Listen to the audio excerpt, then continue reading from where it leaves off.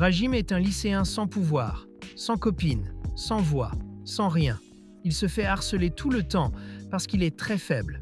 Un jour, toute sa classe est invoquée pour devenir des héros et sauver le royaume rempli de créatures tordues. Mais même dans ce monde, Rajim reste un perdant, car pendant que ses camarades obtiennent des capacités légendaires, tout ce qu'il a réussi à faire, c'est une transmutation. Le mieux qu'il puisse faire, c'est déplacer des cailloux. Un jour, la classe s'aventure dans un labyrinthe pour s'entraîner. Rajime tente de se défendre contre un monstre, mais il n'a pas la compétence nécessaire. Il est sauvé par Amanogawa, qui décapite le monstre d'un seul coup. Daisuke arrive juste pour se moquer de Rajim, mais ensuite, il s'énerve en voyant que tout le monde s'inquiète pour Rajim, même s'il est faible. C'est comme s'il l'aimait pour sa gentillesse, chose que Daisuke ne peut pas comprendre. L'attaque d'Amanogawa révèle des cristaux cachés dans un mur, et Rojins les reconnaît comme des cristaux radiants. Ils valent très cher, mais c'est étrange d'en trouver autant d'un coup. Alors il dit à tout le monde de ne pas s'approcher avant d'avoir vérifié que c'est sans danger. Mais bien sûr, le cerveau de singe de Daisuke ignore l'avertissement, et il va directement toucher le cristal brillant, ce qui déclenche un piège qui téléporte tout le monde dans une salle pleine de bêtes. Rojins comprend tout de suite que la situation est grave, et sait qu'ils n'ont aucune chance de survivre.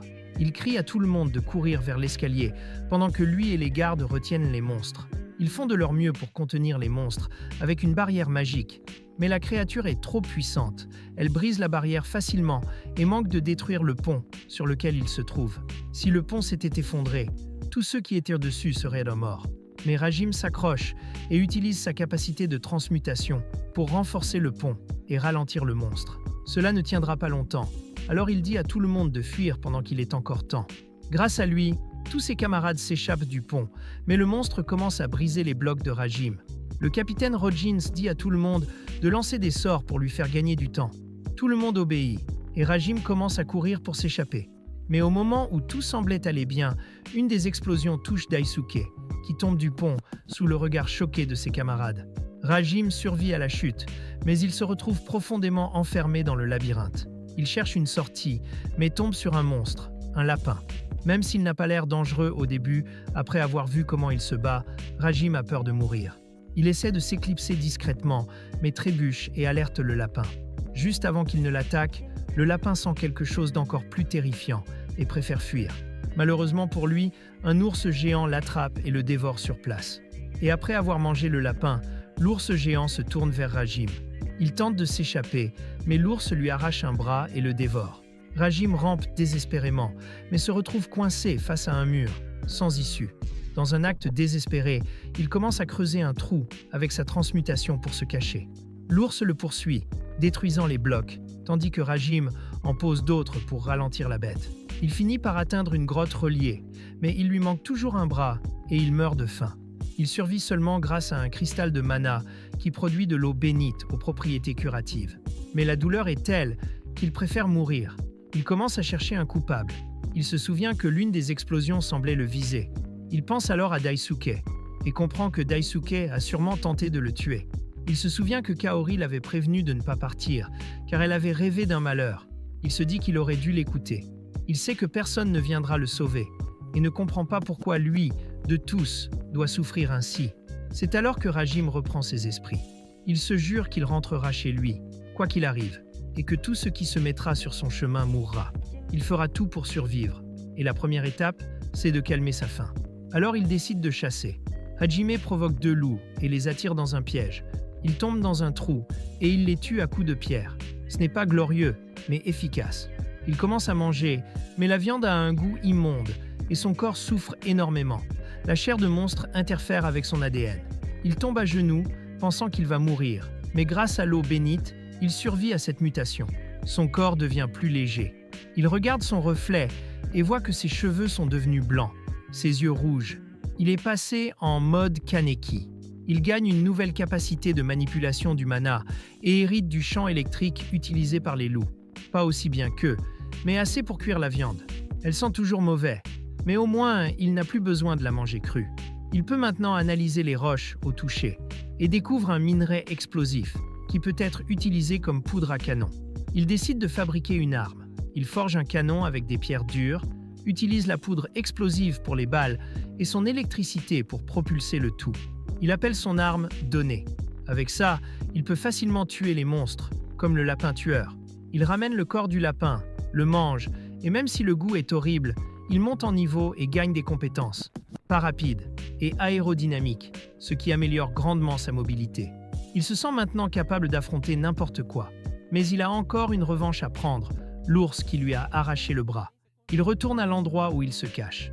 Dès qu'il le voit, il utilise l'aérodynamique pour s'approcher et tire en plein vol. Mais l'ours contre-attaque et le blesse.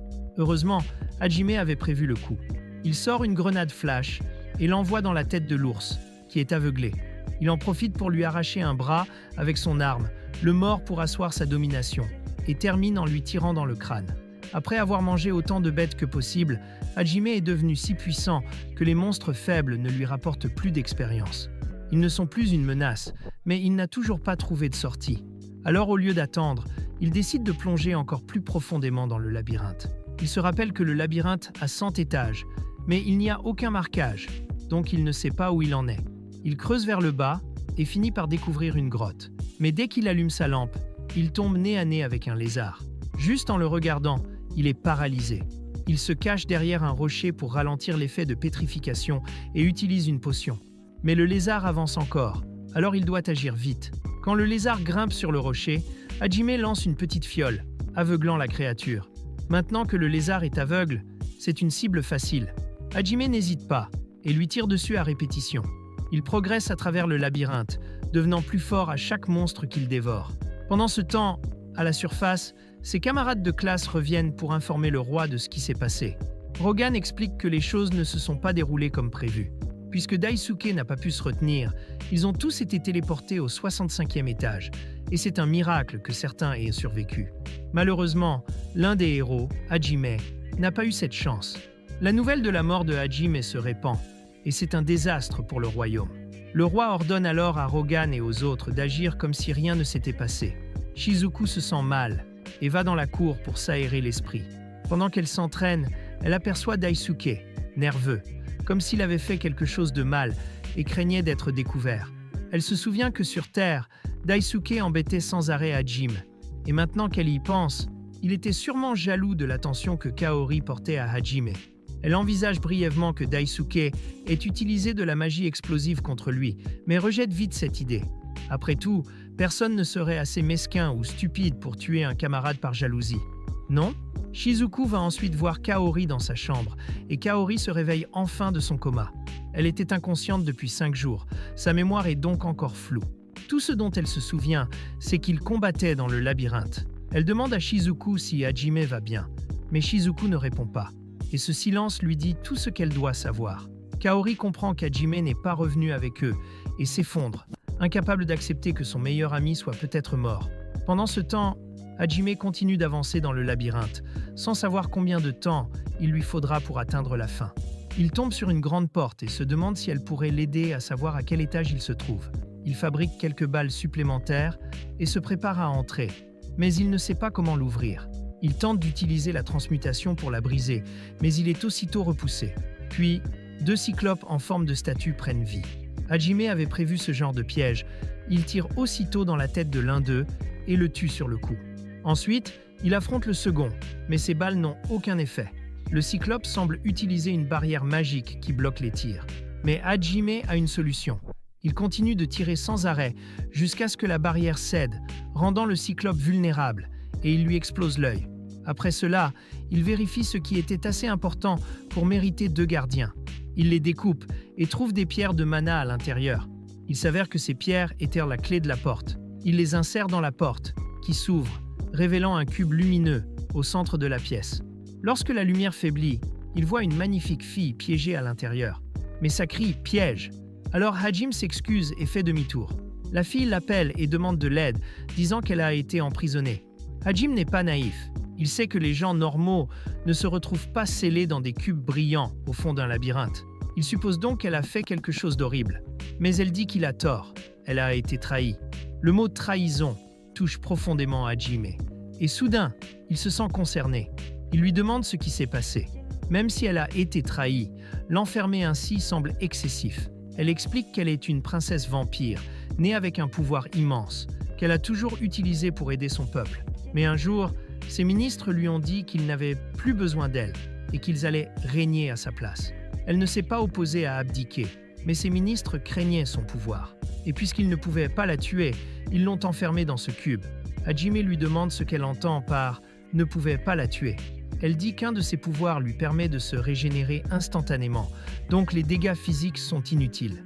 Son second pouvoir lui permet de manipuler le mana sans cercle magique. Maintenant, Hajime comprend pourquoi elle faisait peur. Mais c'est trop tard, il s'est déjà attaché. Il décide de la libérer.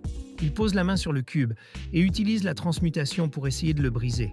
Ce n'est pas facile. L'ancien Hajime n'aurait jamais pu y arriver.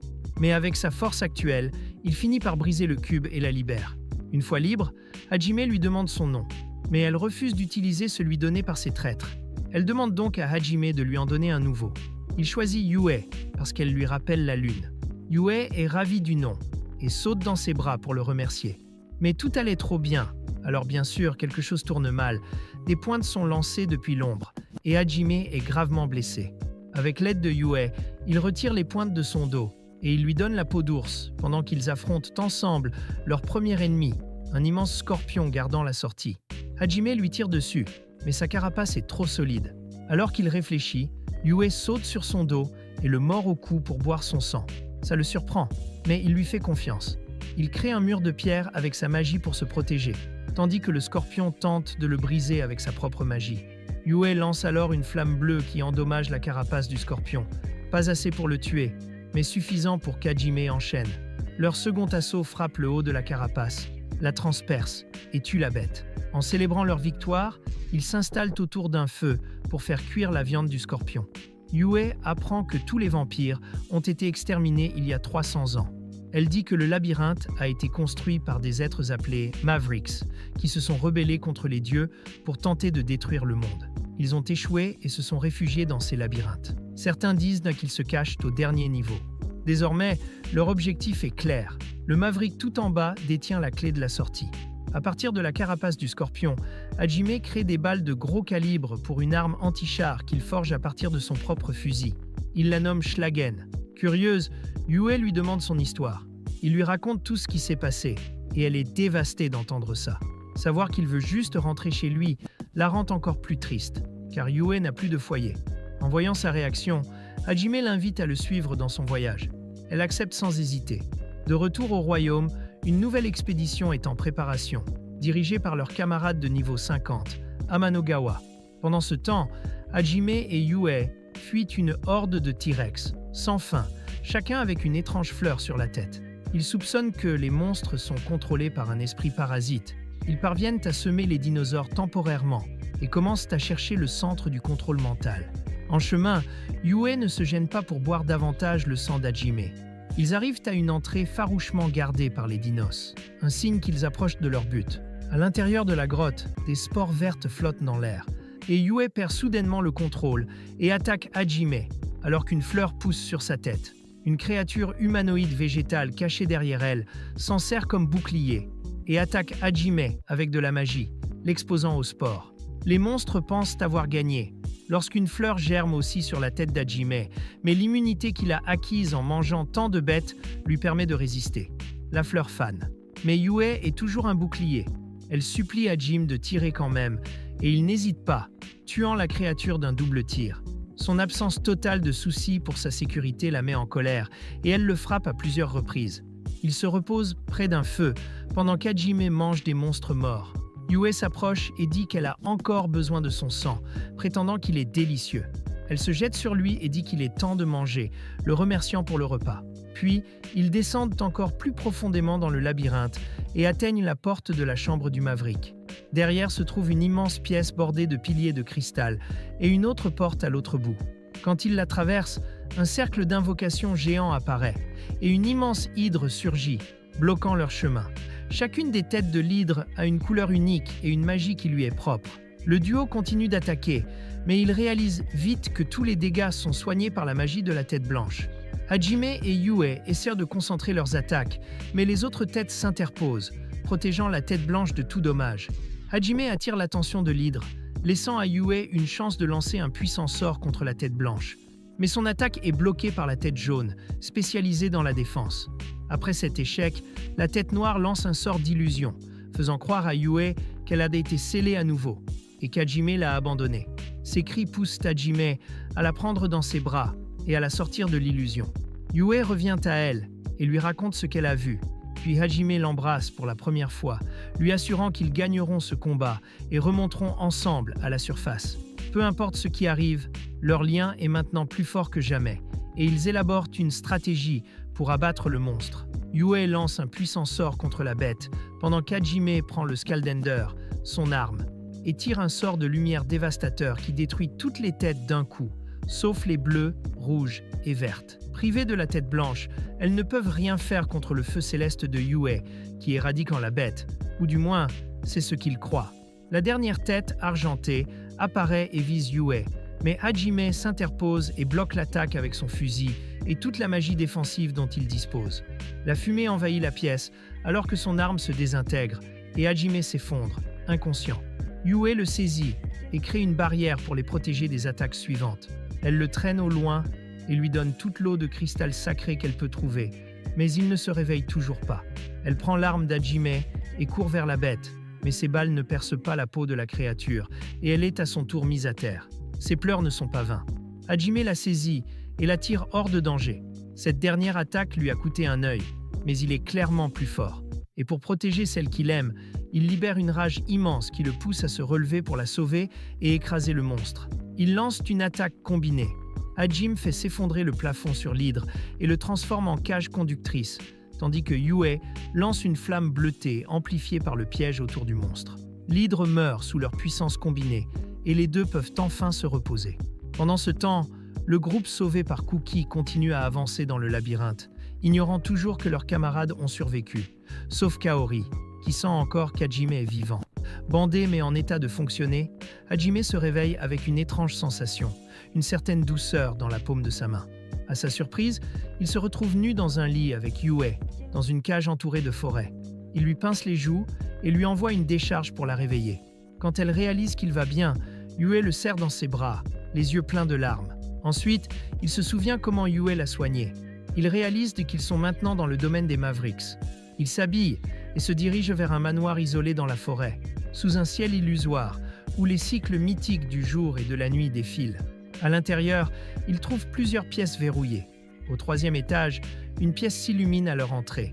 Et devant eux se trouve Oshka, un squelette en habit noble, fixant un cercle rituel au centre de la salle. Hajime entre dans le cercle à la recherche de réponses, et celui-ci s'illumine alors que le squelette révèle l'image de l'homme qu'il était autrefois. Oshka, le rebelle qui a construit ce labyrinthe. Oshka les félicite d'avoir atteint cette salle et révèle qu'il n'est qu'un enregistrement, destiné à expliquer ce que lui et son ordre ont fait après avoir découvert la vérité sur ce monde. Pendant ce temps, au 65e étage du labyrinthe, le groupe de Cookie est prêt pour un deuxième round sur le pont contre le Behemoth et son armée de squelettes. Ils arrivent, mais au lieu de paniquer, tout le monde se disperse et prend son rôle au sérieux. Les attaquants lancent des sorts, les soutiens défendent et contre-attaquent. Leur effort collectif porte ses fruits et ils parviennent à vaincre le monstre, faisant s'effondrer les squelettes, alors que le groupe célèbre sa première vraie victoire. De retour à Hajime, l'enregistrement d'Oscar commence à faire ses adieux. Oscar lui dit qu'il va désormais hériter de ses pouvoirs et espère qu'il ne les utilisera pas pour le mal. Un flot d'informations envahit l'esprit d'Hajime.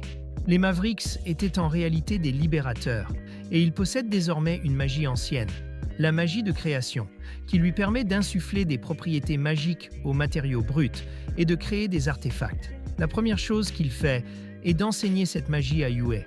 Elle apprend, mais ne peut pas encore créer d'artefacts. Ils passent 2 jours à fouiller le manoir. Ils trouvent un livre qui explique comment franchir les autres labyrinthes, ce qui leur donnera plus de magie ancienne, peut-être assez pour retourner chez eux. Plus tard, ils prennent un bain ensemble, où Yue avoue son amour à Hajime, qui reste maladroit et timide à ce sujet. En utilisant plusieurs outils du manoir, Hajime fabrique toutes sortes d'équipements pour leur voyage. Véhicules, armes et un cristal pour remplacer son œil et son bras, tous alimentés par la magie de création. Après 2 mois de préparation, Hajime passe une bague au doigt de Yue, scellant leur relation. Ils sont enfin prêts à quitter le labyrinthe, unis par un lien incassable pour affronter le monde, même les dieux qui se dresseront contre eux. Nous passons ensuite à la gorge de Aizen, où une fille lapin pulpeuse est entourée de dinosaures. Elle court en criant pour qu'on la sauve. C'est alors que le cercle rituel de Hajime et Yue apparaît, et les deux surgissent de nulle part, faisant fuir les dinosaures. Ils célèbrent leur évasion réussie en se regardant dans les yeux. Leur doux moment est interrompu par une fille bête hyperactive qui court vers eux avant de trébucher et de se planter la tête dans le sol. Ils essaient de l'ignorer et de partir, mais la lapine s'accroche à Hajime en suppliant qu'on sauve sa famille. Ils ignorent totalement sa demande et continuent jusqu'à ce qu'un monstre bicéphale bloque le chemin d'Hajime. Ils le terrassent sans effort, laissant la lapine stupéfaite. Elle se présente. Shea, fille aînée de la tribu Olia. Elle supplie qu'on aide son peuple, au bord de l'extinction. Après insistance, ils acceptent d'enquêter. Mais Shea se moque de la petite poitrine de Yue et bien sûr manque de se faire pulvériser par un sort. Shea a été exilée pour avoir des pouvoirs magiques. Elle peut voir des futurs possibles et c'est ce pouvoir qui lui a permis de prévoir leur apparition. Elle a aussi vu la ruine de sa tribu et le duo accepte d'aider à une condition. Shea doit les guider dans la mer d'arbres jusqu'au prochain labyrinthe. Ils arrivent au village des hommes bêtes, juste à temps pour sauver tout le monde d'une attaque de dinosaures volants. La tribu de Shea s'était isolée pour la soutenir, surtout après la révélation de sa magie. Un tabou chez les hommes bêtes qui ne peuvent pas utiliser la magie. Leur faiblesse rendait leur survie presque impossible, mais avec l'aide de Hajime Dayui, tout se règle facilement. Après cela, Shea propose de les accompagner, mais le duo la rejette immédiatement. Voyant que personne n'est prêt à se battre, ils décident de passer quelques jours à entraîner la tribu. Après un entraînement intense, Shea apprend à renforcer ses capacités physiques et redemande à les accompagner, avouant être amoureuse d'Hajime. À ce moment, sa tribu revient, maintenant transformée en assassins assoiffés de sang, prêts à se défendre, peut-être même un peu trop. Enfin, la tribu guide le couple jusqu'au grand arbre, au cœur de la mer d'arbres. Là, une plaque leur demande de présenter deux symboles comme la bague d'Oscar. Les symboles sont la régénération et le lien. Et ce sont les clés pour ouvrir la porte devant eux. Sachant ce qu'il leur faut, le duo repart à la recherche des labyrinthes restants. Shea se souvient d'une histoire que sa mère lui racontait sur une ombre blanche dans la mer d'arbres. Trio dit adieu à la tribu et poursuit son périple à la recherche de nouveaux labyrinthes. Toujours dans la gorge de Haizen, le trio cherche l'entrée du prochain labyrinthe. Shea tombe sur un symbole étrange et quand ils se rassemblent autour, une voix résonne, les accueillant dans le labyrinthe de course de Milady. Grâce à un coup de chance, Shea tombe à nouveau sur une entrée secrète. Vous l'avez deviné, ce labyrinthe est rempli de pièges. Des pics surgissent des murs, faisant paniquer Shea. En plus des pièges physiques, la voix enregistrée de Milady est un supplice auditif. Boulets géants dans les couloirs, lames rotatives, gouffres sans fond, et même des seaux qui tombent sur la tête de Shea. C'est une zone de danger classée SSS, mais rien que nos trois aventuriers ne puissent gérer. Après un moment, et beaucoup de moqueries de Milady, ils atteignent une salle familière, le lieu où tout a commencé. Après avoir tourné en rond, ils atteignent une pièce avec la porte finale et des armures décorant les deux murs. Sans surprise, les armures prennent vie, comme dans Resident Evil 4, et les attaquent. Elles n'ont rien de spécial, mais semblent infinies. Alors le trio court vers la porte et saute sur une plateforme mobile. Elle les amène face à un immense golem de fer, avec un visage souriant dessiné dessus. Ce golem affirme être Milady Racing, et selon les notes d'Oscar, Milady est tout aussi morte que lui. Mais le golem insiste sur le contraire. Le ton de Milady passe du jeu à la gravité lorsqu'elle demande à Hajime quel est son but ultime. Il lui dit qu'il veut juste retourner dans son monde, après que le dieu de celui-ci l'a arraché au sien. Hajime lui demande si la magie ancienne permettant de voyager entre les mondes se trouve dans ce labyrinthe. Milady reprend son ton enjoué et refuse de répondre. Alors notre héros lance une volée de missiles. Le combat commence. Son armure est épaisse, ce qui rend difficile l'accès au noyau. Ses attaques couvrent de larges zones, mais sont faciles à esquiver.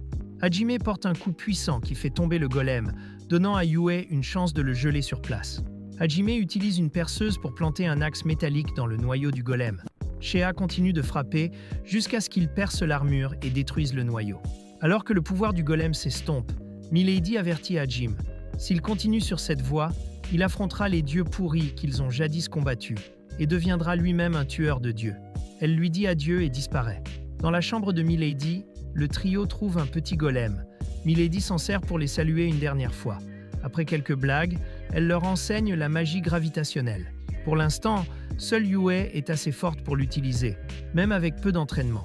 Avec Hajime tenant la deuxième bague et d'autres ressources précieuses, Milady les éjecte du labyrinthe et les renvoie à la surface. Alors que Shea commence à se noyer, Hajime lui fait du bouche à bouche pour la ranimer. Elle en profite pour l'embrasser passionnément, mais il la repousse violemment et la rejette dans l'eau. Trempé par l'expérience, le trio se rend à une auberge proche pour la nuit.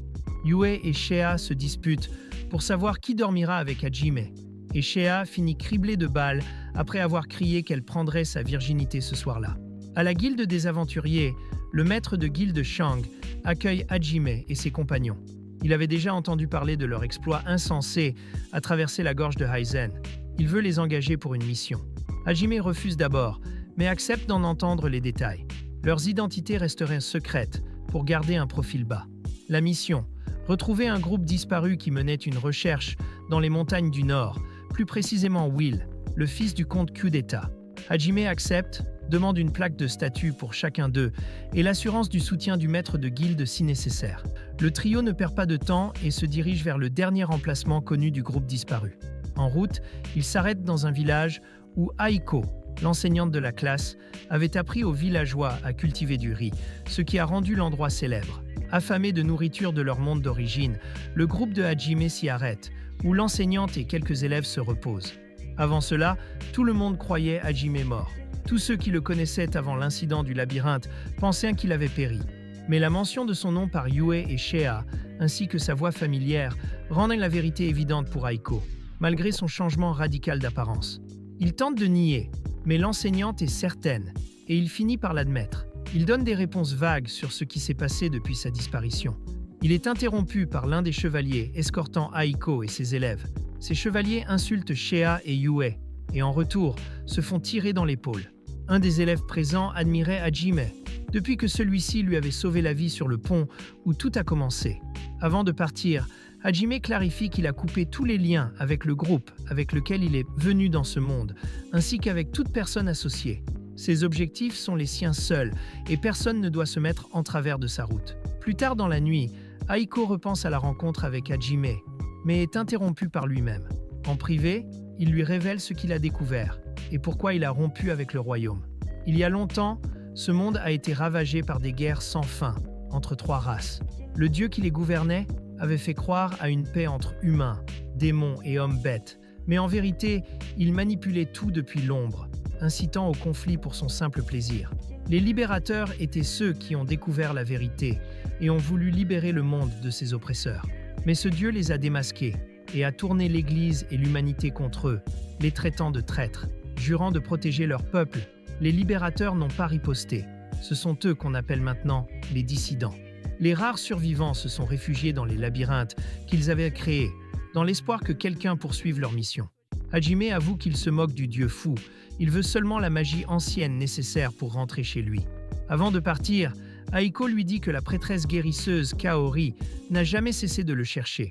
Et c'est alors qu'il lui révèle que ce qui lui est arrivé n'était pas un accident, mais une tentative de meurtre délibérée par l'un de ses camarades, ce qui la choque. Le lendemain matin, le groupe de Hajime est arrêté par Aiko et ses élèves, qui insistent pour les accompagner afin d'en apprendre plus.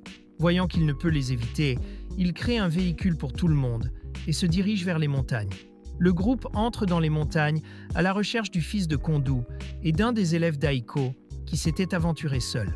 Grâce à des drones créés avec sa magie de création, Hajime repère un champ brûlé, avec des signes évidents de combat et un cratère laissé par une créature géante. Il se dirige vers le signal humain, plus loin dans les montagnes. Derrière une cascade et dans une grotte, il trouve Will, le fils de Kondu, légèrement blessé. Il est soulagé d'avoir enfin été retrouvé. Will leur raconte son expérience terrifiante et comment son groupe a été massacré par des monstres, le pire d'entre eux étant un dragon noir. Hajime l'attrape par le col et lui donne un discours motivant, le remettant sur pied. Ils poursuivent leur route, sous la lueur d'une lune rouge. C'est alors qu'ils entendent un bruit. Sentant le danger arriver, le même dragon noir s'approche et attaque le groupe. Il relâche ensuite une vague de flammes qui plaque Hajime au sol, alors qu'il protège son enseignante et ses élèves. Au même moment, Yue utilise sa calamité céleste pour stopper le dragon et le faire tomber. Shea enchaîne avec une attaque de marteau, mais échoue. Hajime ordonne à Yue de protéger le groupe pour qu'il puisse se concentrer sur l'offensive. Le dragon semble viser Will, mais la menace que représente Hajime le pousse vite à changer de cible. Les deux s'affrontent, et Hajime prend l'avantage avec son arsenal impressionnant.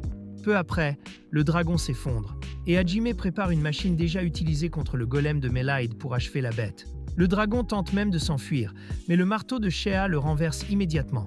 Connaissant les dragons, Hajime sait que leur seul point faible est leur arrière-train, l'unique zone sans écailles. Sans hésiter, il saisit une énorme tige métallique et la lui enfonce, là où vous imaginez. Mais il est soudain interrompu par des cris féminins.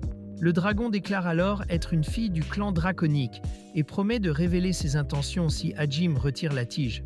Mais Hajime s'en fiche, il veut des réponses avant d'alléger sa souffrance. La dragonne explique qu'elle se rendait dans une région voisine pour enquêter sur des voyageurs venus d'un autre monde.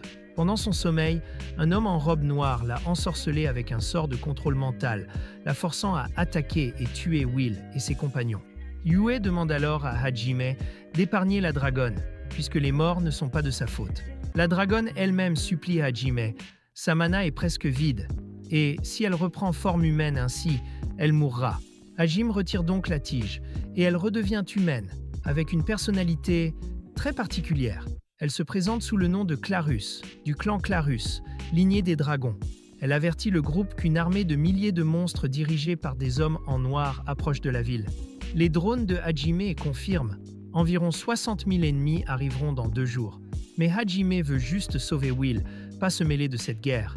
Il décide de le ramener en ville sain et sauf, accompagné désormais par une dragonne perverse et masochiste qui rejoint malheureusement le groupe. Aiko supplie son élève de défendre la ville contre les monstres. Hajime finit par accepter, incapable de lui dire non, et commence les préparatifs pour repousser l'attaque. Ils organisent les défenses, construisent des barricades, évacuent femmes et enfants, tandis que ceux qui restent se reposent et se nourrissent. La nuit tombe, Hajime nettoie son fusil. Yuka vient le remercier de lui avoir sauvé la vie sur le pont du labyrinthe. Hajime n'en fait pas grand cas, mais lui offre quelques mots d'encouragement. Puis, Clarus approche et lui pose une question. Est-ce qu'elle pourra continuer le voyage avec lui après la bataille? Il refuse immédiatement, mais elle prend ça comme un défi. Et ainsi, elle fait officiellement partie du groupe. Pas de retour en arrière. Comme les habitants de la ville ne faisaient pas confiance à Hajime, ils ne lui donnent aucun rôle de commandement.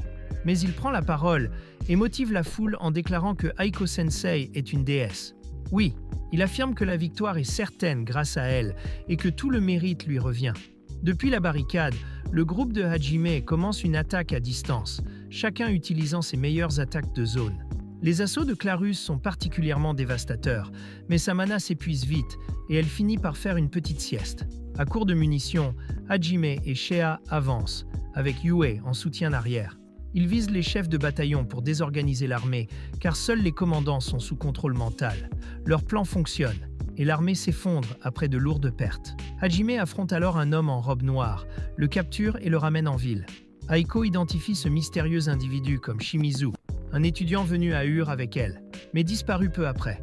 Shimizu a passé un pacte avec un démon dans les montagnes, espérant obtenir un immense pouvoir en échange de la tête d'Aiko. Elle tente de le raisonner, de lui offrir une seconde chance, mais Shimizu abuse de sa compassion, la prend en otage et exige que Hajime lui remette ses armes. Hajime répond par un simple « non ». Le pouvoir de prémonition de Shea se déclenche lorsqu'elle tente d'arrêter une balle tirée vers Aiko et Shimizu. L'aiguille empoisonnée au cou d'Aiko touche la balle, qui effleure Shea et atteint l'abdomen de Shimizu. Hajime donne de l'eau sacrée à sa professeure empoisonnée, lui fait du bouche à bouche, puis soigne la blessure de Shea en s'approchant de Shimizu. Aiko le supplie d'épargner l'élève, mais Hajime évalue la situation et les intentions de Shimizu avant de mettre fin à sa souffrance. Une décision qui brise le cœur de la professeure. Il lui explique qu'il ne croyait pas au regret de Shimizu. Alors il l'a abattu. La professeure le questionne, mais il insiste. Shimizu était un ennemi et n'aurait jamais changé. Le groupe repart avec Will pour achever la mission. En chemin, ils réalisent tous que Shimizu était condamné et qu'Hajime lui a évité une mort lente, s'épargnant à Aiko le traumatisme de voir un élève mourir entre ses mains. Tout le monde sait qu'Aiko est extrêmement gentille, mais pas idiote, et qu'elle finira par comprendre la vérité et pardonner à son élève disparu. De retour à la guilde, Hajime et ses compagnons livrent Will à Liwa et reçoivent les plaques de statue promise, ainsi qu'un bonus pour la nouvelle recrue. Pendant que tout le monde se repose, Hajime poursuit une silhouette qui les observait dans les ruelles. Mais il n'est pas inquiet. Il croit pouvoir défier même Dieu si ce dernier osait se dresser sur sa route. Ces mots lui rappellent ceux de son père mourant. Même si le véritable ennemi, Dieu lui-même, est puissant, un jour, quelqu'un de fort viendra pour le vaincre et libérer le monde de sa manipulation. Ces paroles et la force mystérieuse qu'il a appelée ont poussé Clarus à rechercher des voyageurs d'un autre monde, ce qui l'a finalement mené à Hajime. Hajime et Shea explorent ensuite la ville ensemble et tombent sur un aquarium.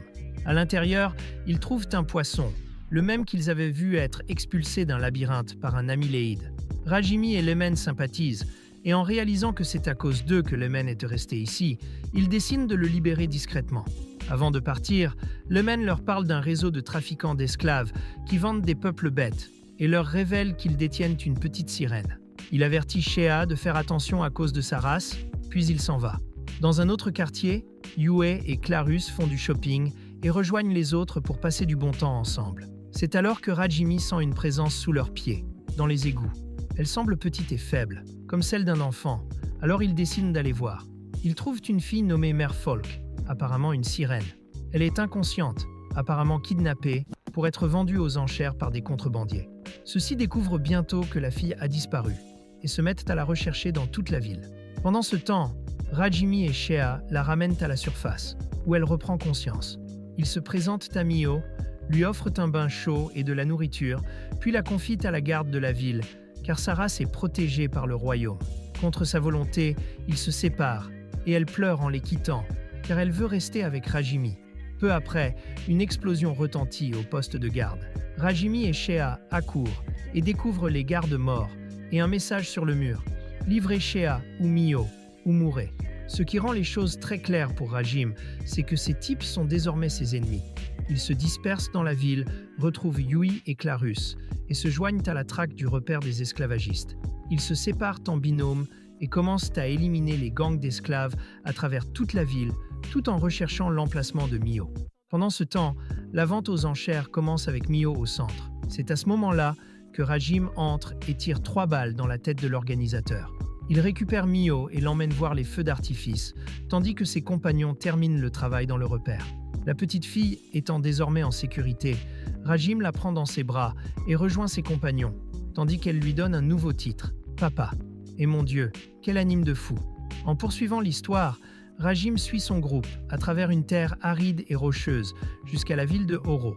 C'est là que tout a commencé il y a 4 mois, lorsqu'il se trouvait ici avec ses camarades de classe, en train d'explorer le labyrinthe.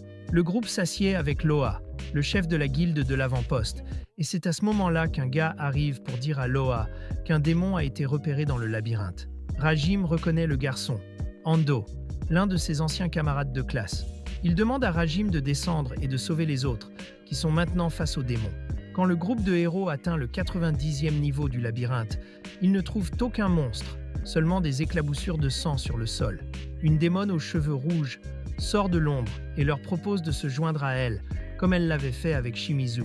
Ils refusent et engagent le combat contre les nombreux monstres qu'elle invoque, une Akimera, un ogre et une tortue pape qui lance des sorts. Le groupe se bat de toutes ses forces, mais le pouvoir du démon de soigner ses créatures les met dans une position perdante. Le lanceur de barrières est grièvement blessé pendant le combat. C'est alors que Shizuko, l'ami de Kaori, ordonne à Ando d'utiliser ses pouvoirs pour s'échapper et d'aller prévenir le capitaine Rogers. Endo y parvient, mais Akimera le poursuit jusqu'au capitaine, qui lui ordonne de fuir de nouveau, cette fois jusqu'à la surface, pour avertir tout le monde de la menace démoniaque. En surface, Endo supplie Hajime de sauver ses anciens camarades, malgré ce qu'il ressent à leur égard. Sous terre, le héros Amanogawa et son groupe réussissent à échapper au démon. La peur sème le doute parmi eux, car Daisuke veut rejoindre le démon pour survivre. C'est alors que le capitaine Rogers les rejoint, mais il est abattu par le démon Chimera. La mort du capitaine met Amanogawa en rage, qui dépasse ses limites, tue les monstres et force le démon à battre en retraite. Mais un Bujinganga de ses forces l'arrête quand il se rend compte que le démon est aussi humain. Pendant cet instant d'hésitation, les créatures du démon attaquent le héros. Shizuko tente de gagner du temps, mais les monstres sont trop puissants et elle tombe sur le champ de bataille. Kaori court pour sauver son amie, mais avec sa magie épuisée, elle ne peut que l'accepter. alors qu'elles font face à 2 minotaures géants. Les monstres vont les attaquer, quand soudain une tige géante transperce le plafond et empale les 2 monstres, les tuant sur le coup. La poussière retombe et Rajim se tient devant elle. Il n'a suffi que d'une balle pour tuer le monstre. Rajim et ses compagnons courent dans le labyrinthe, mais décident que le chemin le plus rapide est un trou dans le sol. Rajim atterrit devant son ancien groupe d'aventuriers. Kaori reconnaît immédiatement son sauveur, et tout le monde est choqué, car il était censé être mort. Yu, Shea, Clarus, Miu et Ando tombent à leur tour et rejoignent le groupe, juste au moment où les monstres se rassemblent pour une nouvelle attaque. Rajim ordonne à ses compagnons de se disperser et de protéger le groupe d'Amanogawa, tandis qu'il attaque seul ses nouveaux ennemis. Il manie ses 2 revolvers avec habileté. Les monstres tombent comme des mouches. Kaori et les autres regardent, stupéfaits, l'homme qu'ils connaissaient autrefois, comme Rajim, détruire les monstres comme s'ils n'étaient rien. Papa Tortue lance une attaque énergétique, mais Rajim utilise un bouclier relique pour la dévier et la renvoyer vers le démon, détruisant l'oiseau qui la soignait. Ses compagnons défendent facilement les blessés, tandis que le démon lance une dernière attaque désespérée sur Rajim. Elle utilise sa magie appelée « emprisonnement total », qui englobe toute la zone. Rassurée par ce qu'elle voit, Miu crie à son père, ce qui attire l'attention de Kaori. Le démon fuit, mais Rajim lui demande de partir, tandis qu'il annule sa magie. Il lui demande comment elle a obtenu ces monstres, mais elle refuse de répondre. Il lui tire alors 2 balles dans la jambe, ce qui choque ses anciens compagnons. Avec les quelques infos qu'il obtient, Rajim conclut que la création des monstres vient d'une magie ancienne, fournie par quelqu'un qu'elle connaît. Comme elle ne lui est plus utile, il compte la tuer. Elle le prévient que son amant viendra se venger. Amanogawa tente de le convaincre qu'elle n'est plus une menace, mais Rajim ne réfléchit pas et la tue. Daisuke assiste à la scène et la panique s'installe. Le capitaine Ross étant soutenu, tous se réunissent. Kaori n'arrive pas à croire que Rajim est encore vivant et pleure en s'adossant à lui, tandis que Yui et Shea le regardent avec jalousie. Ils retournent tous au labyrinthe, tandis que les idéaux d'Amanogawa et Rajime s'affrontent à propos du démon. Rajim explique qu'il n'a plus aucun lien avec cet endroit et qu'il tuera quiconque se mettra en travers de son chemin, même eux. Il dit qu'il l'a fait uniquement parce qu'il devait quelque chose à Kaori et qu'en sortant de là, ce serait un adieu définitif. Une fois à la surface, Kaori rassemble son courage pour lui avouer son amour et son désir de rejoindre son groupe. Il refuse immédiatement, affirmant que son seul amour est Yui, mais Kaori insiste quand même, espérant le conquérir un jour. Yui accepte qu'elle rejoigne le groupe pour prouver qu'elle est la véritable amoureuse de Rajime. Kaori devient un membre officiel du groupe et son amour pour Rajim ne fait que grandir. Après une remarque gênante sur les affaires de papa, il lui dit de se préparer à partir le lendemain. Kaori dit au revoir à Shizuko et aux autres, pendant que Rajim invoque une jeep, désormais remplie de femmes qui se battent pour son amour. Rajim et ses compagnons partent à la recherche d'un moyen de rentrer chez eux, ne laissant rien, pas même un dieu, les arrêter. Alors qu'ils traversent le désert, ils sont attaqués par un ver de sable surgissant de nulle part. Et honnêtement, je ne sais pas où Rajim a appris à conduire comme ça, mais il s'en sort très bien pour esquiver les vers. Mais ça reste un problème si la bête les rattrape, donc Rajim utilise des missiles anti-chars pour tirer sur elle et les autres vers. Les vers explosent en morceaux de viande, et le chemin étant libre, Rajim et les autres continuent leur route. Mais quelques mètres plus loin, ils voient un groupe de vers de sable regroupés autour de quelque chose. Rajim est curieux, alors il utilise la mitrailleuse de la voiture et tire, jusqu'à ce que tous les vers soient morts. Le chemin est maintenant dégagé, et ils découvrent un homme allongé au sol. Normalement, Rajim ne se mêlerait pas, mais Kaori est prêtresse et veut l'aider. Et Rajim veut aussi savoir comment il a survécu si longtemps dans le désert sans se faire manger. Ils approchent en voiture. Kaori examine son corps et découvre qu'il souffre d'une surcharge extrême de mana. En gros, il a absorbé une sorte de poison qui fait perdre le contrôle à tout le mana de son corps. S'il ne reçoit pas d'aide rapidement, il mourra. Kaori lance un sort pour drainer un peu de mana et stabiliser temporairement sa condition. Mais s'il ne trouve pas un remède, le mana redeviendra incontrôlable. L'homme finit par se réveiller et ils le prennent dans la voiture. Il les remercie d'avoir sauvé sa vie et se présente sous le nom de Busy, fils du duc Yankaji. Par coïncidence, Yankaji est justement la ville vers laquelle Rajim et les autres se dirigent. Et vu comment Busy agit, la ville semble avoir des problèmes. Rajim lui demande ce qui se passe. Il explique qu'il y a quelques jours, les habitants de Yankaji ont commencé à souffrir de fièvre et de convulsions. Après enquête, ils ont découvert que l'oasis sur laquelle ils dépendaient avait été empoisonnée. Mais ils ignorent encore comment cela a pu arriver, ou qui en est le responsable. En regardant le bon côté des choses, il existe un remède à cette surcharge de mana, un minéral appelé pierre morte. Il peut calmer le mana d'une personne lorsqu'il est ingéré. Le problème, c'est que cette pierre morte ne se trouve que dans le volcan Gruen. Normalement, Busy aurait envoyé des aventuriers de Yankaji pour en extraire, mais ils souffrent tous aussi de surcharge de mana. Et même s'ils n'étaient pas malades, un aventurier ordinaire ne survivrait pas au désert, puisque Yankaji est presque totalement à court d'eau potable. Alors Busy a décidé d'aller chercher de l'aide lui-même, mais il a fini par s'évanouir à cause de la surcharge de mana. Heureusement, il est tombé sur un groupe d'aventuriers de rang or et leur a demandé de sauver Yankaji. Ils arrivent bientôt au duché de Yankaji, et la situation est exactement comme Busy l'avait décrite. D'innombrables personnes souffrent de surcharge de mana et sont aussi déshydratées, mais Rajim et son groupe sont prêts à les aider. D'abord, Yui utilise ses pouvoirs pour créer un puits, puis Rajim pave le fond, et Yui utilise sa magie pour le remplir d'eau. Le duc de Yankaji est surpris que Yui ait pu créer autant d'eau en si peu de temps, mais toute cette magie a épuisé Yui. Alors elle se tourne vers Rajim et commence à lui sucer le sang. Maintenant que le problème d'eau est réglé, il faut s'occuper de l'oasis empoisonnée. Dès que Rajim l'examine avec son œil démoniaque, il comprend qu'il y a un problème. Il sort des grenades et les jette dans l'oasis. Quelques secondes plus tard, elles explosent et un monstre de Slim émerge de l'eau. Le duc ignorait complètement qu'une telle créature se cachait là, et Rajim explique que c'est probablement elle la source du poison dans l'eau, bien qu'il ne sache pas qui l'a mise là. Mais maintenant, il n'a qu'à la tuer. Il vise le noyau magique de la créature et tire en plein dedans. Le slime est enfin détruit et ne produira plus de poison. Quant au poison déjà présent, il faudra du temps pour qu'il soit entièrement purifié. Heureusement, l'oasis est reliée à une source d'eau douce, donc elle devrait revenir à la normale, et l'eau créée par Yui suffira d'ici là. Dans le hall principal de la ville, Kaori Yasha aide à soigner ceux qui souffrent de surcharge de mana, mais le seul remède permanent reste la pierre morte. Rajim accepte d'aller en chercher dans le volcan Gruen, mais c'est trop dangereux pour que Miu les accompagne. Il demande donc à Kaori de rester pour veiller sur Miu en son absence.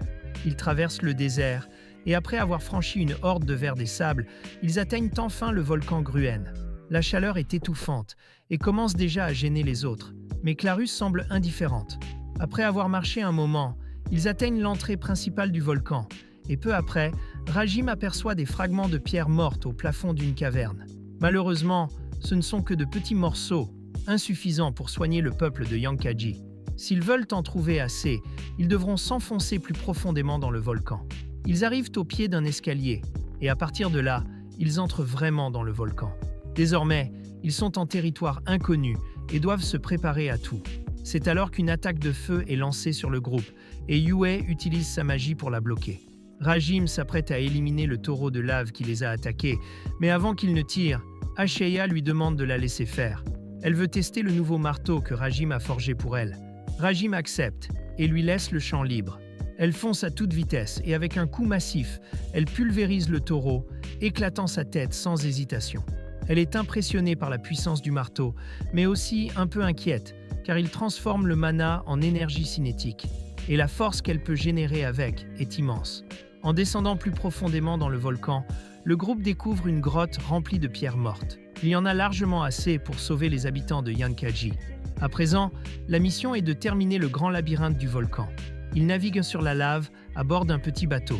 Et après avoir échappé de justesse à des chutes de lave, le groupe découvre une île cachée au cœur du volcan. Une véritable île secrète. Rajim veut l'explorer, mais soudain, une explosion de feu les force à quitter le bateau. Des serpents de lave cracheurs de feu protègent la zone. Et pour atteindre l'île, ils devront tous les vaincre. Et il y en a plus d'une centaine, donc cela prendra du temps. Le groupe coopère pour détruire le corps et le noyau magique de chaque serpent un par un. Mais juste au moment où Rajim élimine le dernier, il est frappé par un rayon de lumière venu de nulle part. Il reste en un seul morceau, mais l'explosion le rend inconscient. Il commence à tomber, et Yue doit utiliser sa magie pour le sauver. Elle le met à l'abri et tente de lui donner de l'eau bénite pour soigner ses blessures, mais rien ne fonctionne. Soudain, une pluie d'explosions s'abat du ciel, et Yue lance un bouclier magique pour se protéger. Lorsque l'attaque cesse, elle est épuisée. Et alors, ils entendent une voix dans les airs. Freddy apparaît. ravi de voir que son embuscade a marché, encore plus heureux de son succès. Mais il n'arrive pas à croire que Rajim ait survécu à un tir d'énergie complète de magie d'Uranus. Rajim reprend enfin connaissance et voit Freddy dans le ciel. Il commence à comprendre la situation. Freddy a acquis la magie de l'ère divine et est devenu un apôtre, prêt à tout pour accomplir la volonté de son Dieu. Freddy active alors sa magie divine et ouvre une faille spatiale, lui permettant de se faufiler jusqu'à Rajim et de le jeter dans le volcan. Les filles veulent aider, mais elles sont trop occupées à repousser des dragons, donc Rajim est seul pour l'instant. Il essaie d'utiliser son limit break pour se protéger, mais il est quand même repoussé, et Freddy ne lui laisse aucun répit. Rajim invoque ses crossbeats pour contrer l'attaque, et avec eux pour le protéger, il avance lentement vers Freddy. À ce moment, Freddy et son dragon sont attaqués par Clarus, sous sa forme de dragon. Elle tire un rayon sur le dragon, qui réplique, les engageant dans un combat intense. Pendant que Freddy est distrait, Rajim se faufile et frappe sa poitrine, puis le projette dans les airs. Il s'apprête à enchaîner, mais le dragon de Freddy surgit pour le sauver et l'aide à s'enfuir. Rajim tente de le poursuivre, mais son corps cède sous la pression, et il tombe vers la lave, jusqu'à ce que Clarus arrive à la dernière seconde pour le ramener en sécurité. Freddy est choqué par la force des alliés de Rajim et légèrement ébranlé, réalisant qu'il a presque été vaincu par un Rajim épuisé. Alors il change de tactique, utilise un dispositif magique pour manipuler le flux de magma du volcan. Freddy libère ensuite toute sa magie pour le retirer, et désormais, le volcan est sur le point d'entrer en éruption, emportant Rajim et tout le labyrinthe avec lui. Il ne reste plus beaucoup de temps, et avec Freddy bloquant la sortie, ils ne peuvent pas tous s'échapper. Alors Rajim donne à Clarus son anneau croix et lui demande de fuir seul. Rajim a bien l'intention de survivre, mais pour l'instant, Clarus est la seule à pouvoir s'échapper. Il a besoin qu'elle livre la pierre morte stockée dans l'anneau au peuple d'Ankaji. Clarus comprend, alors elle s'envole hors du volcan avant que Freddy puisse le sceller. Les dragons de Freddy tirent sur elle pour empêcher sa fuite, mais Yue et Shea la couvrent, et la croix battante de Rajim occupe Freddy, ce qui permet à Clarus de percer. Pendant ce temps, au royaume, Liliana tente de parler à son père, mais quand il lui prête enfin attention, il la regarde comme une criminelle. Et ce n'est pas la seule chose étrange, tous les gardes semblent avoir fumé quelque chose d'interdit, et le roi ainsi que les gardes ignorent totalement Liliana et s'en vont. Elle sent qu'il y a un problème, mais ne sait pas lequel. Elle retourne vers sa chambre quand elle aperçoit Shizuko dans la cour, en train de s'entraîner comme toujours. Elle se donne à fond car elle déteste être trop faible pour affronter le démon et veut donc devenir plus forte. Mais elle s'arrête en voyant un chat mignon au sol. Elle commence à jouer avec, mais réalise que Liliana l'observe depuis un moment. Elle devient un peu gênée. Après s'être calmée, Shizuko demande à Liliana s'il y a des nouvelles des officiels du palais. Liliana dit qu'ils lui ont dit qu'Amanogawa doit devenir assez fort pour vaincre les démons. Shizuko demande ce que les officiels veulent vraiment dire par là, et d'après ce qu'elle a entendu, il semble qu'il prévoit de désigner Amanogawa comme un ennemi du royaume. Pendant ce temps, dans la forêt, Daisuke est complètement hors de lui, car il est furieux que Hajime soit encore en vie. Soudain, une voix derrière lui demande pourquoi cela l'énerve tant que Rajim est survécu. Mais honnêtement, ça se comprend. Rajim est parti avec Kaori. Daisuke dit à la fille de se taire et la prévient de ne pas le faire chanter pour avoir tenté de tuer Rajim, puisqu'il est encore en vie. Mais une tentative de meurtre reste grave, et si les autres l'apprennent, ils se retourneront sûrement contre lui. Cependant, la fille dit qu'elle est prête à tout garder secret si Daisuke l'aide dans son plan. En échange, elle promet que Kaori sera à lui. Clarus revient enfin à Ankaji, mais elle est épuisée et s'effondre aux portes de la ville. Kaori accourt pour voir ce qui s'est passé. Après avoir soigné ses blessures, Kaori et Mio l'emmènent à l'intérieur pour qu'elle se repose. Quand Clarus se réveille enfin, elle raconte l'attaque surprise qu'ils ont subie et comment ils se sont retrouvés piégés dans le volcan. Kaori est très inquiète, mais elle sait que Rajim trouvera un moyen de survivre, quoi qu'il arrive. Et justement, il semble que Rajim et les autres filles aient réussi à s'échapper du volcan, mais il est toujours dans un état critique, donc il lui faudra du temps pour récupérer. Heureusement, Yue remarque que les effets du poison lumineux du dragon commencent à disparaître, donc Rajim devrait guérir rapidement. Et même s'ils sont perdus au milieu de l'océan, Yue prévoit déjà de lui faire un entraînement spécial, avec toutes les implications que cela suggère. Pendant ce temps, Rajim se remémore ce qui s'est passé dans le volcan, quand la lave a commencé à monter. Il n'avait aucune issue, mais ont trouvé une porte latérale dans le volcan et l'ont franchie pour éviter de finir grillés. Heureusement, l'intérieur était à l'épreuve de la lave, donc ils étaient en sécurité, pour l'instant. Et encore plus chanceux, ils ont découvert que la pièce contenait de la magie spatiale d'un ancien dieu, que Yue a pu analyser. Mais cela prendra du temps avant qu'elle puisse l'utiliser correctement, donc elle ne peut toujours pas téléporter tout le monde dehors. Ils doivent trouver un autre moyen de sortir, et Hajime suggère qu'ils pourraient nager à travers la lave. Les autres trouvent ça complètement fou, mais connaissant Hajime, il a sûrement un plan en tête, alors ils acceptent. Ils ouvrent les portes, et la pièce commence à se remplir de lave. Yue érige une barrière magique autour d'eux. La barrière ne tiendra pas indéfiniment, mais alors Hajime invoque sa dernière invention, un sous-marin. Il avait construit ce sous-marin précisément pour une situation comme celle-ci, où il pourrait devoir explorer des labyrinthes sous-marins. Et par pur hasard, ou scénario, le sous-marin était aussi résistant à la lave. Alors tout le monde embarque et plonge dans la lave jusqu'à ce qu'un courant les entraîne et les projette dans l'océan. Voilà comment ils ont atterri en pleine mer, mais ils n'ont aucune idée d'où ils se trouvent. Hajime pourrait probablement déterminer leur position s'il avait son anneau croix, mais il l'a donné à Kaori, donc pour l'instant, ils sont complètement perdus. Soudain, leur sous-marin est approché par des sirènes qui accusent Hajime d'avoir kidnappé un de leurs enfants. Hajime pense qu'ils doivent parler de Mio, mais avant qu'il ne puisse s'expliquer, l'un des sirènes attaque Shea, alors il lui met un coup de poing sous l'eau. Les autres gardes tentent de se battre, mais ils ne font pas le poids face au groupe d'Hajime et sont mis hors combat. Voilà ce qui arrive quand on est trop impatient. Puis Hajime entend la voix de Mio venant du ciel. Il lève les yeux et voit Mio sauter vers lui, tombant du dos de Kaori, alors il saute pour la rattraper. Elle est vraiment heureuse de le revoir, mais en atterrissant, Hajime la gronde sévèrement pour avoir sauté du ciel comme ça. Il s'avère qu'ils sont assez proches de Harrison, alors il rassemble les gardes inconscients et se dirige vers la ville. À leur arrivée, Mio dit qu'elle veut voir sa mère. Dès que la mère de Mio apprend que sa fille est de retour, elle court à sa rencontre, même avec une jambe cassée. Quand elles se retrouvent enfin, elle est soulagée que Mio soit saine et sauve, mais aussi confuse quand Mio appelle Hajime « papa », car elle ne se souvient pas s'être remariée. Au palais, Shizuku croise Aiko dans un couloir, et elle s'asseye pour discuter. Shizuku partage tout ce qu'elle a entendu sur Hajime, et en y repensant, elle se souvient qu'Aiko avait eu un rendez-vous avec Hajime il y a un moment, alors elle lui demande les détails. Aiko se souvient de ce moment et insiste immédiatement sur le fait qu'elle n'a rien fait d'illégal, puisque Hajime a 18 ans. Mais Shizuku ne comprend pas de quoi elle parle. Aiko avait eu une réunion avec le roi pour discuter du cas d'Hajime. Et malheureusement, la famille royale a décidé de le désigner comme hérétique. Aiko a essayé de s'opposer à cette décision, car Hajime n'a rien fait contre le royaume. Mais peu importe ses arguments, ils avaient déjà pris leur décision. Et maintenant qu'elle y pense, tous les membres du conseil semblaient à la fois drogués et déprimés.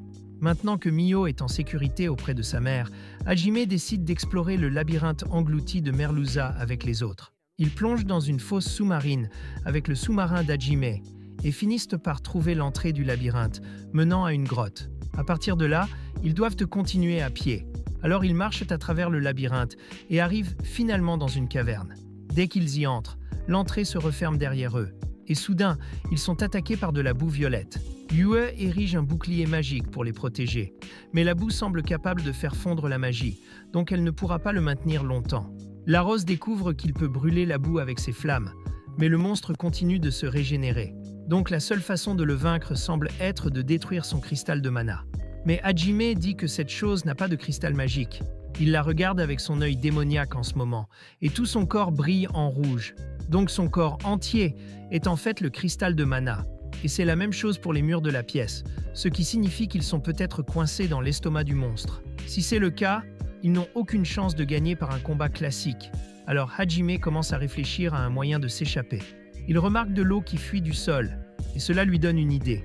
Il sort son arme et tire sur le sol, créant un trou pour que tout le monde s'échappe. Son plan fonctionne, mais il se retrouve dans une section inondée de la grotte, et Kaori est déjà à bout de souffle et ne peut pas continuer. Alors Hajime laisse Yue et retourne sauver Kaori. Finalement, Kaori se réveille sur une plage avec Hajime, et elle se demande pourquoi il a choisi de la sauver elle plutôt que Yue. Elle s'attendait probablement à ce qu'il dise quelque chose sur ses sentiments, mais en vérité, il fait confiance à Yue pour survivre seul, alors qu'il savait que Kaori n'aurait eu aucune chance dans cet endroit. Pour l'instant, ils doivent juste continuer à explorer le labyrinthe jusqu'à atteindre le fond.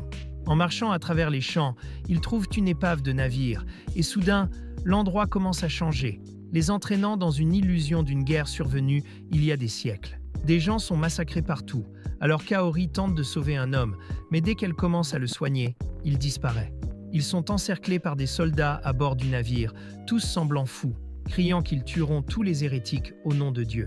Après avoir éliminé toutes les illusions, la zone redevient normale, mais Kaori se demande toujours à quoi tout cela servait. Hajime pense que l'illusion était sûrement fondée sur des événements réels du passé. Kaori se sent malade à l'idée que toute cette tragédie ait été causée par un dieu fou. Alors Hajime l'emmène se reposer dans un endroit sûr. Il comprend ce que c'est de perdre la raison après avoir vu l'horreur. Après tout, si Yue n'avait pas été à ses côtés dans le labyrinthe, qui sait où il en serait aujourd'hui? En entendant Hajime parler ainsi de Yue, Kaori devient jalouse et elle lui demande s'il pense qu'elle est un fardeau. Et oui, il lui répond franchement qu'elle le ralentit. Quand elle a rejoint le groupe, Hajime l'a traitée durement, espérant qu'elle abandonne et cesse de le suivre, mais elle a insisté pour rester près de lui.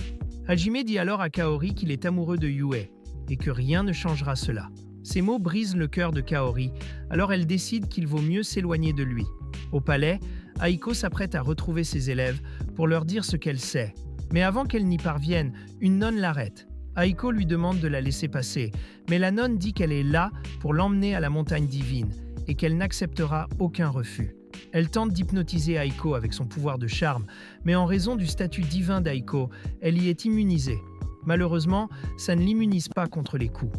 Alors la nonne lui donne un coup de poing dans le ventre pour l'assommer. La nonne commence à traîner Aiko, afin que personne ne la voie. Mais la princesse Liliana a tout vu et doit prévenir quelqu'un avant qu'il ne soit trop tard. Hajime et Kaori continuent dans la zone portuaire et découvrent un navire géant au milieu d'un champ. Ils montent à bord et une nouvelle illusion commence. Au début, elle semble moins terrible. Le roi de l'époque organise une fête pour célébrer la paix entre humains et demi-humains. Mais quelques secondes après le début du banquet, le roi révèle qu'il est toujours aussi raciste et que le vrai but de la fête est de massacrer ce qu'il appelle de viles créatures, prétendant être égales aux humains, au nom du dieu Hérite. Ce carnage donne encore la nausée à Kaori, mais ils doivent continuer. Alors ils avancent dans les couloirs du navire. En chemin, une tempête de neige noire approche, et Kaori est séparée de Hajime lorsqu'un piège à vent se déclenche. Hajime essaie de la suivre, mais des soldats l'encerclent, et il doit les combattre. Après les avoir battus, il part à la recherche de Kaori et la trouve dans un recoin sombre et suspect. Hajime sent que quelque chose ne va pas, alors, par précaution, il tire une balle magique directement dans la tête de Kaori. Elle tombe au sol en hurlant de douleur et demande pourquoi il a fait ça, mais Hajime tire à nouveau sans hésiter. Il a déjà compris que quelque chose possède le corps de Kaori, mais l'esprit rit, pensant qu'Hajime ne pourra rien y faire. Mais Hajime pointe à nouveau son arme, prêt à tirer une autre balle magique. L'esprit commence à paniquer et lui rappelle que c'est le corps de Kaori et que même si les balles ne la tueront pas, il ne peut pas continuer ainsi. Hajime baisse un instant son arme pour réfléchir, mais il finit quand même par tirer d'autres balles. Il sait que l'esprit ne partira pas juste parce qu'il arrête, alors il continue, malgré la douleur intense que causent les balles magiques. Il tire encore et encore, jusqu'à ce que le maudit esprit quitte le corps de Kaori. Le fantôme comprend qu'Hajime ne bluffe pas, et qu'il ne vaut pas la peine d'encaisser plus. Alors il abandonne et libère Kaori. L'esprit disparaît, et Hajime s'approche de Kaori pour voir si elle est en vie. Et oui, elle l'est. Dès qu'elle se réveille, Kaori embrasse Hajime. Il est surpris et lui demande pourquoi elle a fait ça. Elle répond qu'elle répond simplement à sa question. Kaori avoue qu'elle est amoureuse de Hajime. Même si elle sait qu'il aime Yue plus que tout, elle veut rester à ses côtés quoi qu'il arrive. Juste après, ils trouvent un cercle magique qui les téléporte vers la dernière zone du labyrinthe, et on dirait que le reste du groupe est là aussi. Ils se dirigent vers le centre, et Yue commence à analyser le cercle magique. Pendant ce temps, au château, les autres élèves commencent à se rendre compte que quelque chose ne va pas. Cela fait 3 jours qu'Aiko est censée être à la montagne divine, et personne n'a eu de nouvelles. Quant à Aiko, on apprend qu'elle est retenue prisonnière, et une nonne lui dit que son pouvoir est gênant. Alors jusqu'au bon moment, ils vont la garder enfermée. Après avoir tout vu, la princesse Liliana est en fuite, ne sachant plus à qui faire confiance. Tout le monde agit bizarrement ces derniers temps, et elle est convaincue que quelque chose de grave se trame, mais elle ne peut rien faire seule. Pendant ce temps, dans une salle d'entraînement, tous les soldats transférés sont rassemblés pour un plan, et il semble que Daisuke soit impliqué lui aussi. En même temps, le roi démon, Fried, dit à ses soldats qu'il a reçu un ordre de leur dieu, et qu'ils doivent donc marcher pour éradiquer tous les hérétiques. Dans le royaume de High League, Rogens découvre que quelque chose appelé le néant affecte les gens du château. Et malheureusement, cela s'est déjà répandu à 30% de l'armée, y compris les dirigeants. Il demande à Jose de rassembler tous ceux qui connaissent la magie noire pour préparer des contre-mesures contre le néant. Pendant ce temps, il retourne dans son bureau pour préparer des lettres. Il veut les envoyer au duc d'Ankaji et à Hajime au cas où il lui arriverait quelque chose. Mais soudain, quelqu'un frappe à sa porte et il devient nerveux. Il dégaine son épée et se prépare à se battre, mais voit que c'est Daisuke, en qui il a encore confiance. Sans savoir la vérité, n'est-ce pas? Il rengaine son épée et le laisse entrer. Il demande à Daisuke s'il veut lui parler, mais Daisuke reste silencieux en tapant du pied. Soudain, une autre personne frappe. C'est José. Dès que Rogens ouvre la porte, José tente de le poignarder au visage. Rogens voit dans ses yeux qu'il est affecté par le néant, alors il se prépare à se battre. Mais pendant qu'il lui tourne le dos, Daisuke le poignarde. Mais Rogens n'est pas capitaine de nuit pour rien. Avant que Daisuke ne porte le coup fatal, il lance un sort de vent qui repousse tout le monde. Les soldats se relèvent et tentent de l'attaquer, pendant que Daisuke prépare un sort. Mais Rogens est trop expérimenté pour le laisser faire, alors il projette Daisuke contre un mur pour l'interrompre et met 2 soldats hors combat. Le dernier est José, le vice-capitaine. José est un peu plus fort que les autres, mais pas à la hauteur de Rogens, alors il est projeté contre une table. Normalement, José serait KO, mais à cause du néant, il se relève encore. Rogens ne comprend pas comment tout cela a pu arriver ni pourquoi Daisuke l'a trahi, mais d'autres gardes infectés par le néant arrivent, alors il n'a pas l'intention de rester pour en savoir plus. Il saute par la fenêtre et, après avoir atterri, il s'apprête à lancer une explosion magique sur son bureau pour retarder Daisuke et les soldats. Mais il se rend compte qu'il n'est pas seul, et avant qu'il ne comprenne ce qui l'a frappé, il est tué par une explosion magique. Le lendemain matin, Hajime et son groupe traversent un champ quand ils tombent sur une caravane attaquée par des bandits. Kaori le remercie d'avoir accepté d'aider la caravane, mais en réalité, Hajime cherchait juste une excuse pour utiliser sa mitrailleuse. Dès qu'il commence à tirer, les bandits tombent comme des mouches. Il ne compte laisser personne en vie. Mais au milieu de tout ça, des innocents ont été blessés. Alors Hajime dit à Kaori de soigner les blessés. Pendant qu'elle soigne les gens, une fille court vers elle et révèle qu'elle est la princesse Liliana. Liliana a fui le château en espérant trouver quelqu'un qui pourrait l'aider après tout ce qu'elle a vu là-bas. Par chance, elle est tombée sur Hajime et les autres. Elle explique que tout le monde au château a commencé à agir très bizarrement, même son père, qui défend maintenant l'église bec et ongles. Au début, elle pensait qu'il voulait simplement améliorer les relations entre l'église et le royaume, mais cela va bien au-delà. Liliana raconte à Hajime qu'Aiko a été kidnappée par une nonne de la montagne divine. Hajime soupçonne immédiatement que cela a un lien avec la connexion entre Aiko et lui, alors il décide de la sauver de la prison, et cela s'avère beaucoup plus facile que prévu. Hajime se contente d'approcher de la cellule où Aiko est détenue et utilise transmutation 3 fois pour créer un trou dans le mur. À ce moment précis, pure coïncidence, l'armée démoniaque commence à envahir le royaume. Même s'il ne s'y attendait pas, Hajime voit une opportunité parfaite de s'échapper en plein chaos sans être repéré. Mais soudain, une attaque est lancée directement contre lui et l'explosion désintègre complètement la prison. Hajime parvient à s'écarter juste à temps avec Aiko, mais maintenant ils doivent affronter Nohant, l'une des apôtres du dieu Ehit. Nohant attaque Hajime, qui tente de lui tirer dessus, mais elle bloque toutes les balles et manque de peu de lui planter une lame dans la poitrine. Heureusement, Hajime esquive à temps et crée de la distance grâce à son arsenal de tirs croisés. Mais comme il protège encore Aiko, il est désavantagé face à Nohant. Il ne peut que esquiver et défendre. Même ainsi, Nohant est surprise que Hajime arrive à suivre ses mouvements tout en portant du poids en plus. Elle admet qu'il est fort, mais lui dit qu'il n'est pas digne de devenir un pion d'Ehit. Hajime le prend comme un compliment, répondant qu'il ne voudrait jamais être le pion d'un gamin gâté comme Ehit. Puis il déclare la vérité, demandant à Nohant si elle a vraiment le temps de le combattre maintenant. Le royaume est attaqué par les démons, et si elle ne fait rien, il sera détruit. Mais Nohant n'a aucune intention d'aider le royaume. S'il doit être détruit, ainsi soit-il, c'est la volonté d'Ehit. Hajime comprend maintenant qu'Ehit ne voit les gens que comme des pions à tuer pour se divertir. À ce stade, cela ne l'étonnerait même pas d'apprendre qu'Ehit est aussi adoré par les démons et que cette guerre entière a été planifiée pour le plaisir. Et apparemment, il a vu juste. Alors Noan demande à Hajime ce qu'il compte faire. Hajime s'en fiche complètement. Il serait même prêt à se retirer si cela voulait dire qu'on le renvoie dans son monde d'origine.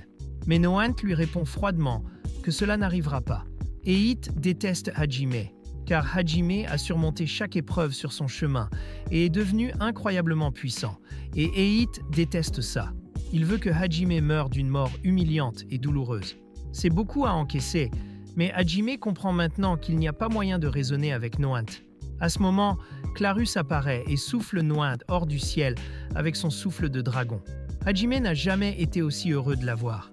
Il grimpe sur le dos de Clarus et lui demande d'emmener Aiko loin d'ici. Clarus s'envole et Hajime se retourne pour affronter Noant. Elle lance une boule de feu sur lui.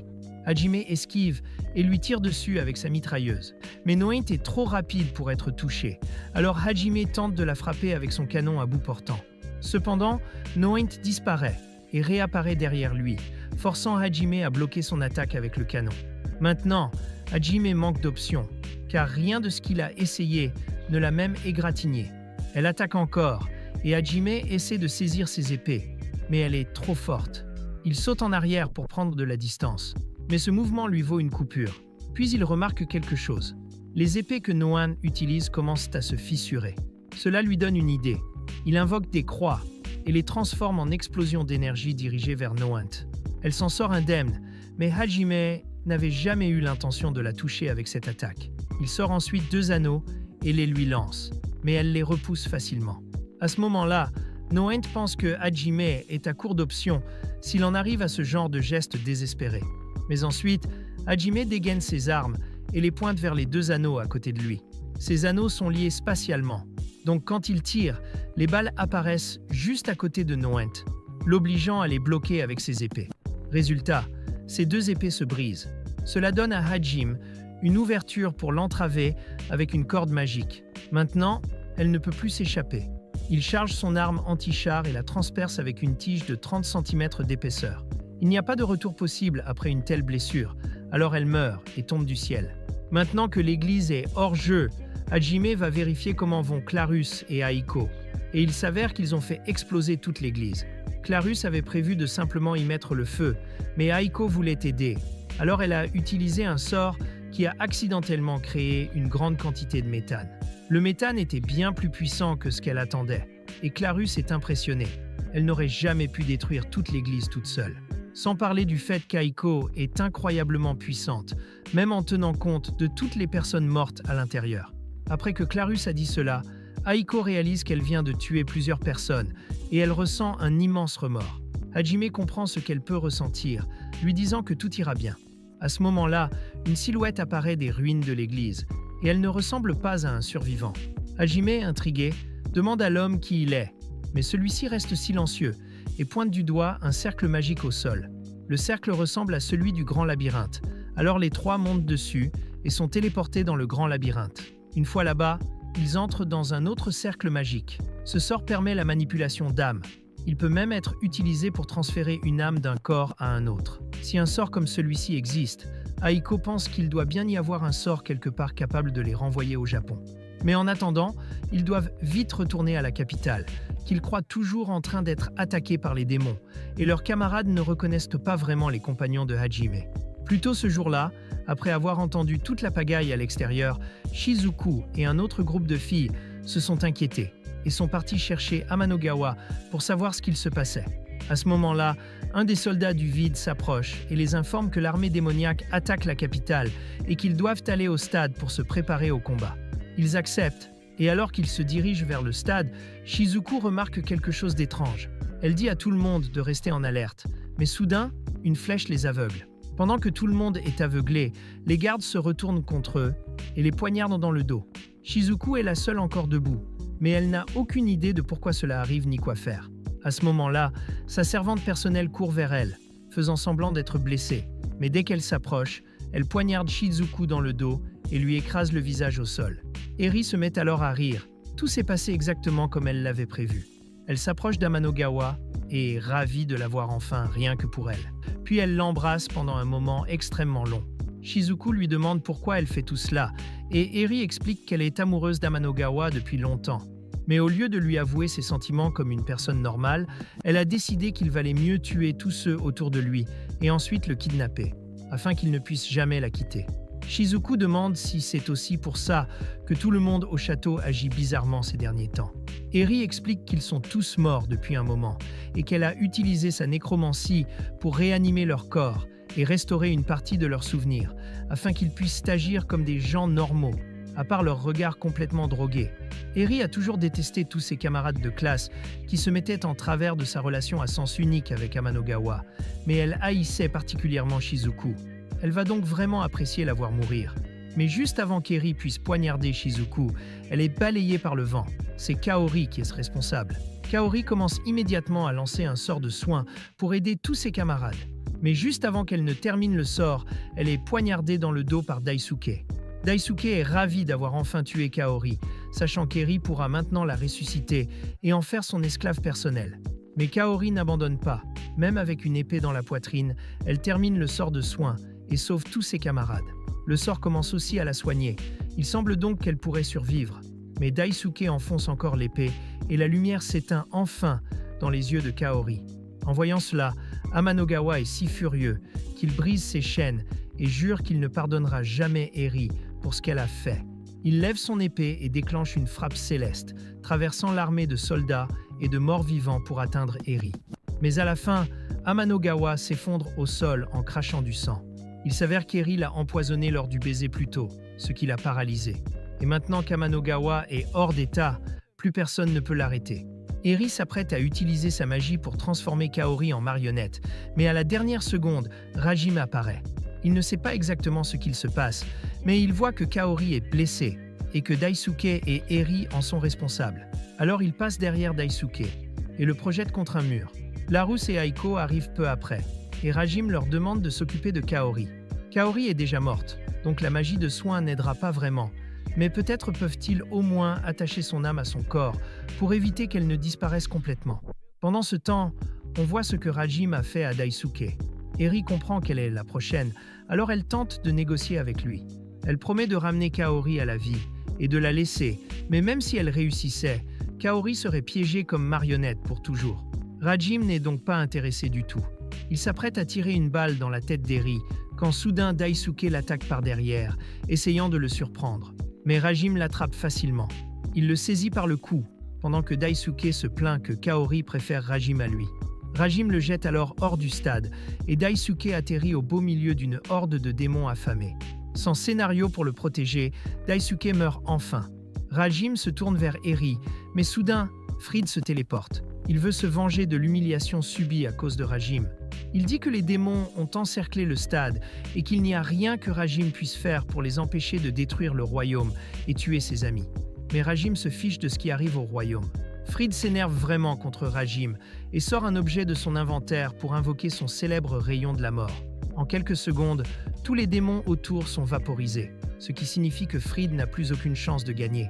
Il est obligé de fuir, mais avant de partir, il emporte Eri avec lui, car elle est encore utile. Yui et Shea apparaissent peu après le départ de Fried, et Rajime leur demande d'aider à maintenir l'âme de Kaori dans son corps. Shizuko est toujours dévasté par la mort de Kaori, mais Rajime lui dit d'avoir confiance en leur équipe, car peu importe ce qui se passe, il n'abandonnera jamais. Le lendemain matin, la reconstruction du royaume commence, et Liliana devient la nouvelle souveraine. Selon les rapports de Dano, l'attaque du royaume est aussi la faute d'Eri. Elle a contacté les démons et transmis des informations leur permettant d'envahir la capitale. Elle a fait tout cela simplement pour vivre son fantasme avec Amanogawa. Cependant, le lavage de cerveau et l'assassinat du roi sont l'œuvre de la nonne de la montagne divine, mais elle a disparu et reste introuvable. Quant aux héros, ils s'entraînent tous au stade, mais Shizuko lève sans cesse les yeux au ciel, attendant le retour de Rajime. Il a promis de ramener Kaori à la vie, mais Amanogawa ne lui fait toujours pas confiance et doute qu'il revienne un jour. Mais quelques instants plus tard, Rajime et ses amis tombent du ciel et atterrissent au milieu du stade. Shizuko est folle de joie de voir Rajime et court vers lui, lui demandant s'il a pu sauver Kaori. Rajime dit que Kaori va bien, mais qu'elle est un peu différente maintenant. Il demande à Shizuko de promettre de ne pas se fâcher. Shizuko ne comprend pas ce qu'il veut dire, puis Kaori tombe elle aussi dans le stade, mais pour une raison inconnue, elle ressemble à Noit. Rajim explique qu'il a utilisé la magie d'âme de l'ère des dieux pour protéger l'âme de Kaori. Une fois son âme stabilisée, ils l'ont transférée dans le corps de Noat. Shizuko comprend plus ou moins, mais demande pourquoi ils ont choisi ce corps. Rajim explique qu'ils auraient pu la remettre dans son corps d'origine, mais que Kaori a elle-même demandé à être placée dans celui de Noat. Ainsi, elle deviendrait plus forte. Shizuko est infiniment reconnaissante envers Rajim d'avoir sauvé sa meilleure amie, et elle jure que si un jour il a besoin de quoi que ce soit, elle lui rendra l'appareil. Rajim lui dit de ne pas s'inquiéter, car tout ce qu'il a fait, il l'a fait pour sauver une amie. Mais il a aussi quelque chose de très important à dire. Rajim explique que le dieu Eris utilise tout le monde comme des pions, juste pour profiter de leur souffrance. Amanogawa est furieux en apprenant que tout ce pourquoi ils se sont battus était un mensonge. Il demande pourquoi Rajim ne leur a rien dit plus tôt. Mais même s'il l'avait fait, il ne l'aurait pas cru à l'époque. Plus tard, pendant le dîner, Shizuko demande à Rajime où il compte aller ensuite. Il dit qu'il prévoit d'aller au Grand Labyrinthe et que le chemin passe par l'Empire. Liliana demande si elle peut l'accompagner. Après tout, elle est la nouvelle souveraine et souhaite rencontrer le joueur au plus vite. Rajim n'y voit pas d'inconvénient, alors elle les accompagne. Amanogawa dit que lui et le reste de la classe viennent aussi, car il veut devenir le nouveau roi du royaume. Il veut aussi devenir plus fort grâce à la magie de l'ère des dieux pour pouvoir sauver tout le monde, puisque Rajim, clairement, ne s'en soucie pas. Tous ses camarades ressentent la même chose. Ils veulent aussi être assez forts pour se protéger eux-mêmes et leurs amis. Rajim finit donc par accepter de les emmener tous avec lui. Mais cela ne veut pas dire qu'il est gentil. Il pense juste qu'ils feront de bons boucliers humains une fois dans le Grand Labyrinthe. Et c'est la fin de notre vidéo. Si vous voulez voir la suite, laissez un like, abonnez-vous à la chaîne et activez la cloche pour ne rien rater. Commentez « Transmutation » ci-dessous pour nous montrer que vous avez regardé jusqu'à la fin. Et voilà, que Dieu vous bénisse. Merci et à la prochaine fois.